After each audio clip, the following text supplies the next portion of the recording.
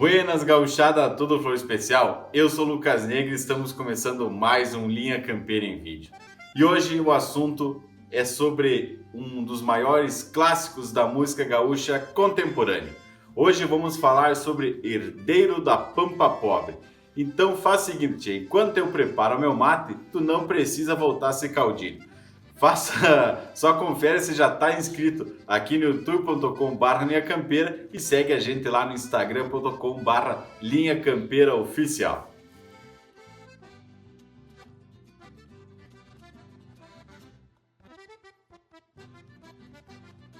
E esse vídeo ele é atendendo a pedidos de muita gente que comentou nas outras músicas que queria explicação da letra de Herdeiro da Pampa Pobre.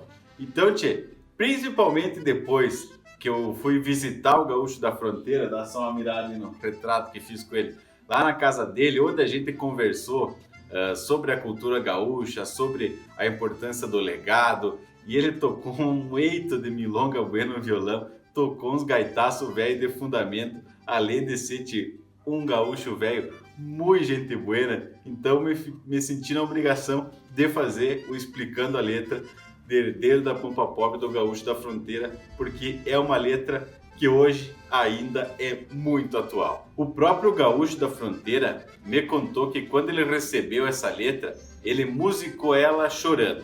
E não é de varde, né, tio? Afinal, essa letra e essa melodia, elas marcaram a geração de muitos gaúchos, tanto na versão nativista como na versão em rock dos Engenheiros do Havaí. Herdeiro do Pampa Pobre é uma música que tem letra do Wayne Dardy e a melodia ela foi musicada pelo próprio Gaúcho da Fronteira.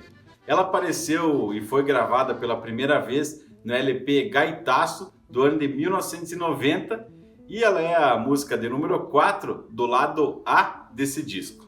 E antes de a gente ir para a explicação de fato da letra, vale contextualizar que em 1990, não só o Rio Grande do Sul, mas como todo o Brasil, estava passando por uma transformação política, econômica e social muito grande. E eu vou declamar cada estrofe dessa música e vou explicar ela. Lembrando que a forma que eu vou declamar é a forma original retirada do áudio do LP Gaitaço de 1990 que eu já citei. Então, como é falado no disco, eu vou declamar aqui.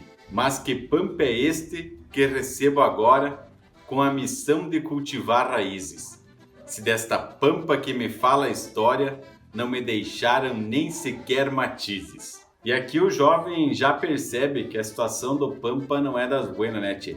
Ele precisa cultivar as raízes que ele sabe que são ricas e que tem muita história, só que as matizes, as referências, as ideologias desta pampa antiga praticamente já não existem mais. É uma relação bem dicotômica, né? Porque ele tem essa missão, só que os sinuelos que ele precisa para completar essa missão praticamente não existem mais. E aqui eu faço um parênteses para fazer uma relação entre a Pampa e o Rio Grande do Sul, ou a cultura gaúcha como um todo. O Wayne Dardy, que é o compositor da letra, ele é natural da Uruguaiana, e o Gaúcho da Fronteira, ele é de Rivera. Então os dois são nascidos na Pampa, no bioma Pampa, né? Só que a gente tem que levar em consideração que o Pampa, ele ocupa mais de 60% do território do Rio Grande do Sul. Então quando a gente fala Herdeiro do Pampa Pobre, a gente está se referindo ao estado e, de fato, assim, a cultura gaúcha como um todo. Passam as mãos na minha geração, heranças feitas de fortunas rotas, campos desertos que não geram pão, onde a ganância anda de rédeas soltas. E nesta estrofe ele segue mostrando que a missão é muito difícil, porque a sua geração foi assaltada, as heranças estão rotas e as estâncias, faz uma referência às estâncias que sempre foram a grande potência e força econômica do Pampa, nessa época estavam já em decadência. Os campos já não produziam mais como produziam ou da forma que produziam e não empregam mais tanta gente quanto empregavam antigamente e a ganância anda de rédeas soltas. Tia, talvez aqui a gente tenha que pensar que a ganância seja uma forma de mostrar essa questão da divisão das hierarquias das famílias. Então começou a ser dividida as grandes instâncias e cada um queria ficar cada vez com mais pedaços, então começou a haver brigas e a haver esse desmanche das instâncias, e isso prejudicou muito economicamente elas. E aqui ele usa o termo rédeas soltas, que é justamente quando tu tá com o cavalo, por exemplo, e tu solta as rédeas do cavalo e deixa ele te guiar do jeito que ele bem entender, né, tia? Então tu tá de rédeas soltas, tu tá montado no destino e sem controle nenhum das coisas. Se for preciso, volta a ser caudilho, por esta pampa que ficou para trás, porque eu não quero deixar por meu filho a pampa pobre que herdei de meu pai. E eu tenho que confessar que eu demorei certo tempo para entender essa questão do volta a ser caudilho.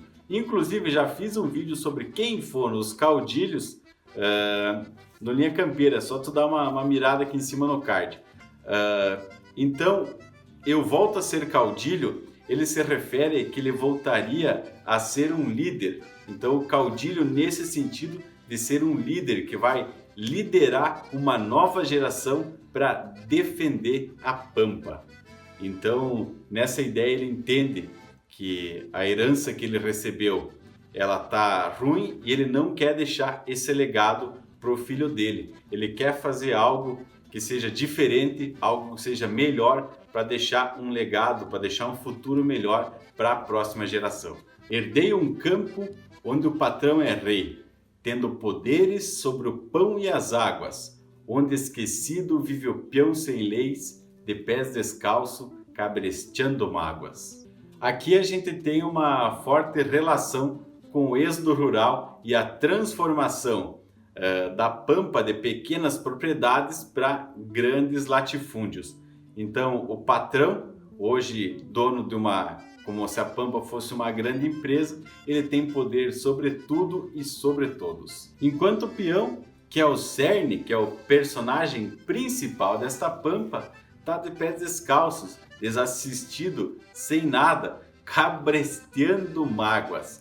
É muito interessante que ele usa o termo cabrestear, que é para mostrar que ele está conduzindo as mágoas, que daquela pampa, daquela plenitude, de toda aquela imensidão que se tinha, uma vida de peão no pampa antigamente, liberdade, tudo aquilo que se tinha, hoje só restaram as mágoas para ele cabrestear, ou seja, para ele carregar, para ele conduzir. O que sobrou para ele foi só conduzir mágoas de pés descalços e sem nenhuma assistência. E o que hoje herdo da minha grei chirua é um desafio que a minha idade afronta, pois me deixar a guaiaca nua para pagar uma porção de contas. Talvez grei chirua seja o termo mais peculiar dessa letra como um todo. Então, grei chirua a gente vai dividir para entender melhor. Grei seria um grupo de pessoas, um povo, uma nação, uma família, e chirua é como o termo, como são chamadas as mulheres nativas da terra, as mulheres nativas do nosso Rio Grande, do nosso Pampa. Então, dando a entender no contexto da música, é que o que hoje herdo da minha grei chirua é que a grei chirua seria como se fosse a pampa, seria como se a pampa fosse a mãe dele, como se a pampa fosse a sua ancestral. E deixar a guaiaca nua é porque a guaiaca ela ainda está no mesmo sentido de herança, porque justamente é na guaiaca que é guardado dinheiro. Os campeiros antigamente, a guaiaca surgiu com os bolsos para guardar o dinheiro. Então justamente tu tinha uma guaiaca cujo objetivo era guardar coisas, guardar dinheiro, e na verdade ela tá nua, ela tá sem nada, então tu não tem nenhum pila no bolso, nenhum pila na guaiaca, nenhum cobre na guaiaca para tu poder pagar uma porção de contas que os teus ancestrais, teus antepassados deixaram. Se for preciso, volto a ser caudilho por esta pampa que ficou para trás, porque eu não quero deixar para o meu filho a pampa pobre que herdei de meu pai. Então é isso, tio. Se te agradou saber um pouco mais sobre a história dessa letra, desse grande clássico da música gaúcha, tu já sabe o que fazer, né, tchê? Clique no botão gostei, compartilhe no teu Facebook, envie no WhatsApp para toda a gauchada e ajuda a Linha Campeira a esparramar ainda mais essa nossa rica cultura mundo afora. A mim, tchê, só resta aqui deixar um abraço velho do tamanho desse universo gaúcho e até o próximo Linha Campeira!